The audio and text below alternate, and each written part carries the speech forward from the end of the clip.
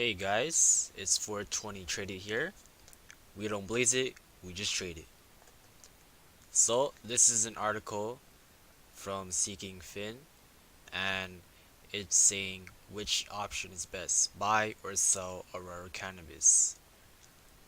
Aurora Cannabis stock experienced a change of negative 0.7% in final minutes of Friday's trading session. The stock closed the last trade at $7.05. Investors marked this stock active as it exchanged hands with 16,865,464 shares contrast to its average daily volume of 18.95 million shares. To evaluate a picky trading instrument, an investment sector, or the market as a whole is termed as stock analysis. Stock analysts try to figure out the future activity of an instrument sector or market. Stock analysis is mainly of two types. One is fundamental and the other is technical. One can easily perform a fundamental analysis by having an eye on data from sources counting financial record,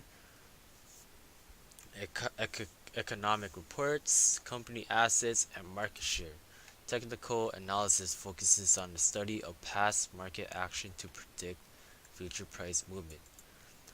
Stocks performance analysis weekly, monthly, and year to date. The stock has returned 42.14% since the starting of the year when viewing the starting price as compared to the ending price. To clear the blur picture, investors will need to look a little deeper. The stock has returned negative 7.11% weekly, which was maintained at negative 3.82% in a 1 month period. Stocks technical analysis. The company has a market capitalization of $6.8 billion, while its price to book ratio was 2.05. Institutional investors own 11.58% stake in the company, while beta factor, which is used to measure riskiness of the security, was not available. To evaluate a stock further, one must need to review its technical levels at regular intervals. Moving averages, MA, are one of the most accepted and often used technical indicators. The moving average is easy to calculate and once plotted on a chart is a powerful visual trend spotting tool. In theory, there are an infinite number of simple moving averages, but the most are three: SMA 20, SMA 50, and SMA 200. SMA 20 is the last stop on the bus for short-term traders. Beyond SMA 20, one is basically looking at primary trends. SMA 50 is used by traders to gauge mid-term trends, whereas long-term trend followers generally use the SMA 200, and most investors will look for a cross above or below this average to represent if the stock is in a bullish or bearish trend. At the time of writing, shares were traded negative 0.49% away from the 20 days simple moving average and 5.95% away from the 200 days simple moving average. Based on a recent bid, the stock is trading negative 43.71% away from its 52-week high and 80.77% away from its 52-week low. The price versus 52-week high indicators basically gives the clue to identify price direction. Academic research was shown that stocks close to their 52-week high tend to outperform. This is apparently because shareholders use the 52-week high as an anchor against which they value stocks. Thus, they tend to be reluctant to buy a stock as it nears this point regardless of new positive information. As a result, shareholders underreact when stock prices approaches the 52-week high, and as a result, contrary to most shareholders' expectations, stocks near their 52-week highs tend to be systematically undervalued.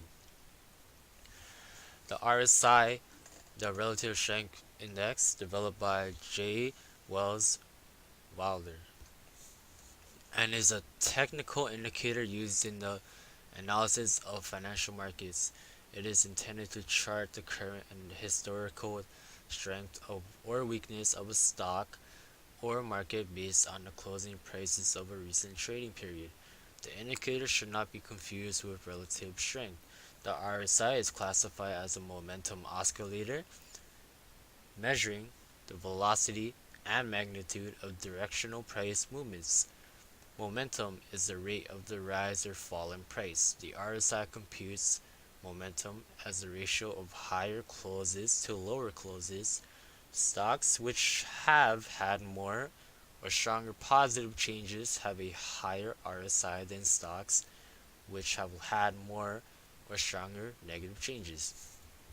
The RSI is mostly typically used on a 14-day time frame, measured on a scale from 0 to 100, with high and low levels marked as 70 and 30, respectively.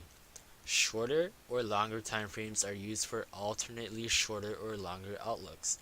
More extreme and high and low levels, 80 and 20 or 90 and 10, occur less frequently but indicate stronger momentum. After a recent check, Aurora Cannabis 14-day RSI is presently at 52.32. Analysts suggesting in the limelight.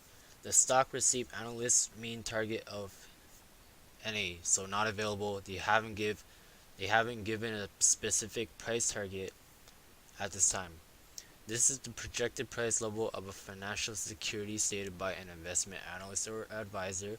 Shareholders can make better decisions if they focus on target prices, which convey more information for evaluating the potential risk slash reward profile of a stock. However, analysts' mean recommendation for this stock stands at NA, not available.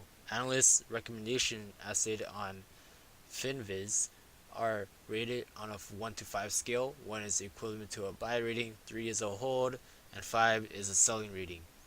So consensus recommendation is the average rating on the stock by the analyst community. So as of right now, they think they are uncertain because they don't have a price target, but in my opinion, I am very bullish on Aurora Cannabis. I think they have many catalysts ahead of them, and in a couple of months they said they will announce a US hemp license, which would be big.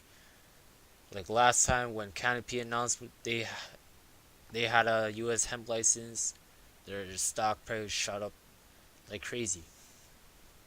And also, Aurora Cannabis doesn't have a deal of a big giant conglomerate companies such as Constellation Brands or Altria.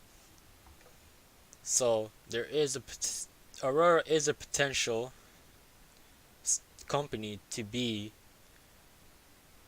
invested by a huge company like that. Now we look at the charts. Yeah.